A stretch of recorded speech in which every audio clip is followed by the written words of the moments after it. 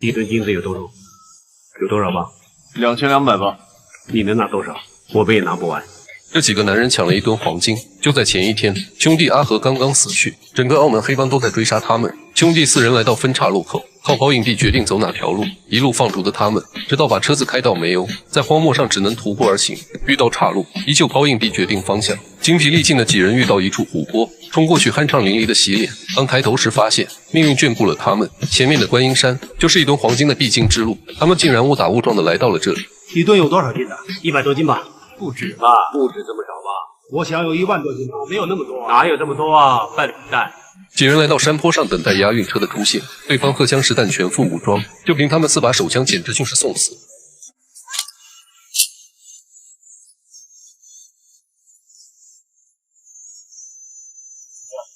几人没想到飞雪这么生猛，阿婆再次用硬币向老天爷询问答案，结果硬币给出的答案是不抢。兄弟几人非常失望，但也只能认命离开。一路上不怎么说话的飞雪化身哲学家。1吨梦有多重呢？是不是？1吨爱又有多重呢？不对，笨蛋，爱怎么可以用重量来衡量的，对不对啊？1吨辛苦有多少呢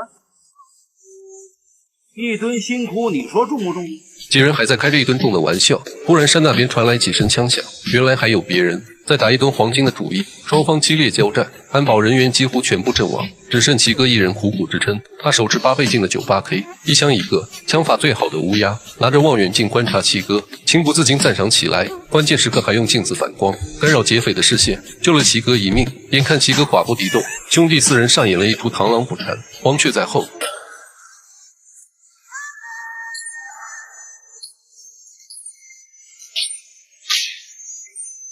干掉了其余的劫匪，接着又和齐哥对峙起来。乌鸦一枪打掉他手中的枪，想要放他一命离开这里，可是倔强的齐哥却想捡起手枪。乌鸦继续打，他就继续捡，一直把手枪打到水里，齐哥才停下脚步。如果黄金丢失，回去也会被老板打死。齐哥想要鱼死网破，阿火出来阻拦，他觉得齐哥是条汉子。1吨金子有多重？有多少磅2200磅。你能拿多少？我们也拿不完。就这样，齐哥也入了伙，还提供了运走黄金的最佳路线。刚刚认识5分钟的男人，这就成了生死兄弟。乌鸦和肥雪看着满箱的黄金，终于知道1吨黄金有多少。几人围在篝火旁边，畅想未来衣食无忧的幸福生活。齐哥在一旁吹着口琴，场面温暖而惬意。这时，一个电话打破安静，打电话的正是大飞哥。铃声一响，阿火瞬间明白，他没想到大飞竟然如此无耻。不顾江湖祸不及妻儿的规矩，阿静到处寻找几人，结果让谢夫出卖给了大飞哥。大飞逼迫他们今晚见面，几人将黄金搬上了船。又到了生死抉择的时刻，是一起离开这里，享受荣华富贵，还是回去救兄弟的遗孀？肥雪掏出硬币丢给阿火，阿火却直接扔进了水里。他的心里早就有了答案。你自己走吧，金怎么办？无所谓，江湖再见。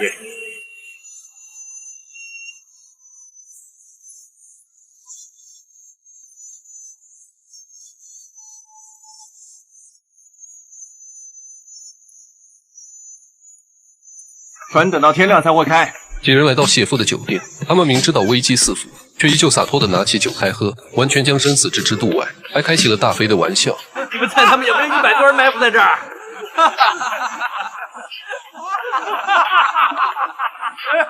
这时大飞拄着拐杖从2楼出现，4人却毫不理会，直接去拍大头贴。谢夫请出阿静，让他给老公报仇。几人听见孩子的脚铃声，立刻严肃了起来。阿静直接掏枪打在阿火身上，大飞哥告诉他要打头。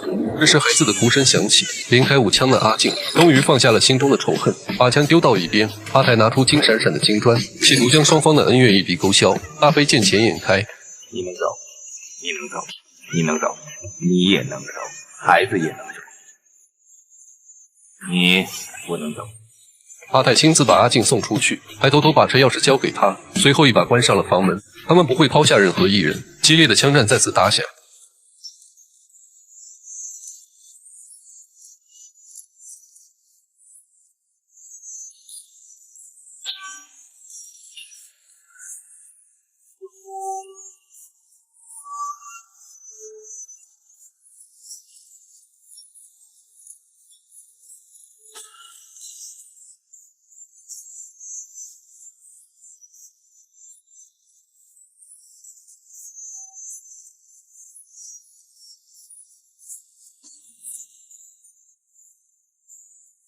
在易拉罐掉落前便结束了战斗，在场之人无一幸免。房间里走出来一个女子，四人看着她露出微笑。阿火依旧戴着墨镜耍酷。女人拿走了地上的金子，一张刚刚打印的大头照缓缓落下。兄弟情深，不求同年同月同日生，但求同年同月同日死。我想，所谓兄弟情谊，最壮烈也无非如是，如昙花般绚丽绽放，然后放逐天涯。放逐是枪火的精神续作，枪火风格写实，结局圆满；放逐风格浪漫，结局悲情，内核无疑是悲剧的。这是杀手的末路，也是未来的渺茫，但不变的是兄弟间的真挚情谊，肝胆相照，我誓不古。明天见。